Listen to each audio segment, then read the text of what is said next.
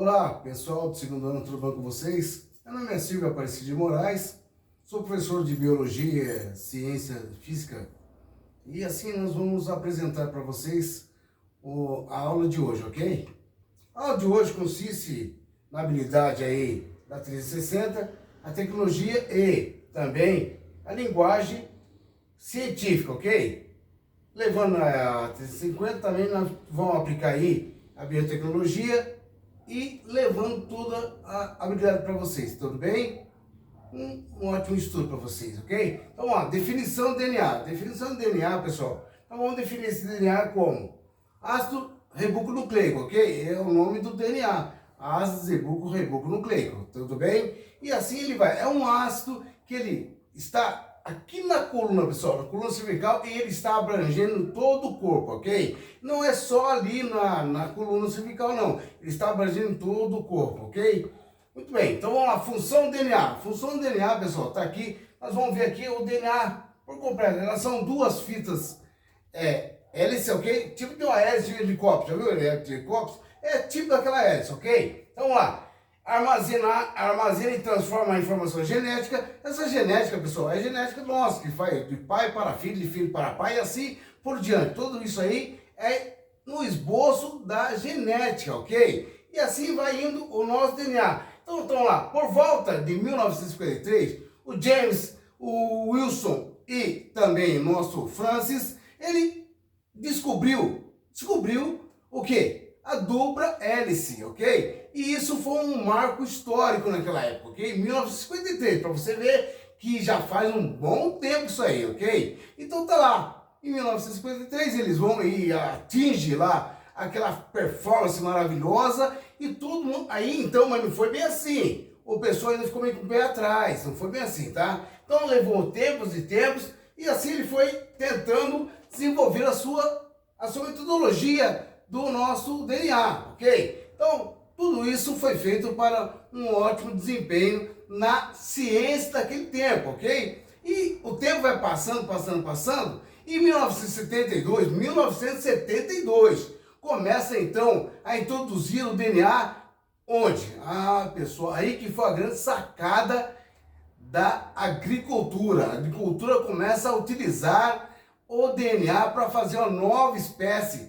Não fazer só uma nova espécie, mas atingir uma gama de espécies um pouquinho mais forte, tornando aquela espécie melhorada, ok? Como tais hoje, nós temos hoje feijão carioca, ok? Feijão carioquinha, ele é uma espécie envolto e específico do DNA. O DNA foi feito para o feijão carioca.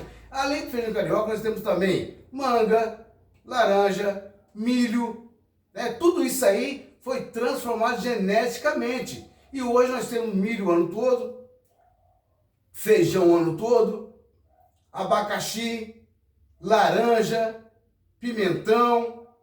Toda a nossa agricultura foi desenvolta para melhorar as condições da nossa espécie, ok? E isso leva nós Por que foi feito isso? Ah, muito bem. Por que foi feito isso? Pessoal, foi feito isso para nada mais, nada menos que atingir, olha, o mundo hoje são 8 bilhões de habitantes.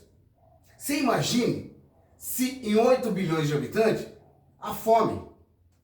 E a fome aperta.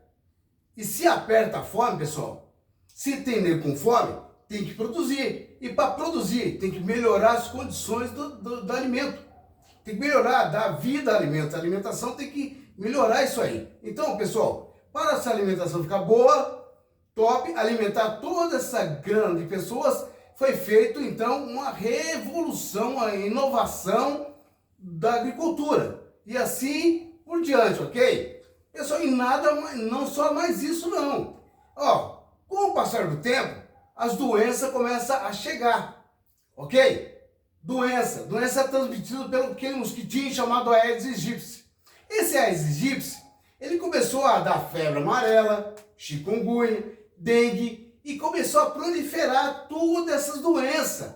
E como foi feito o primeiro combate dessas doenças? Através do DNA. retira o DNA e assim vai, ok? E esse DNA, pessoal, ele é junto, pega-se a fêmea, introduz no meio dos machos, e os machos não conseguem e acaba morrendo. Morrendo quem? Os mosquitos. E assim não pode transmitir o DNA, a chikungunya, a febre amarela, a zika, a dengue, né? Então por isso que foi feito uma evolução com isso, ok? Também, pessoal, nós podemos falar um pouquinho também aí da célula-tronco.